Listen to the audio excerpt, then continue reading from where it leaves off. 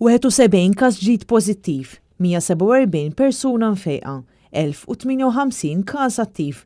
33 pazjent rikoverat l-isptar Mater Dei, 5 minnhom jinsabu fit-taqsima tal-kura intensiva.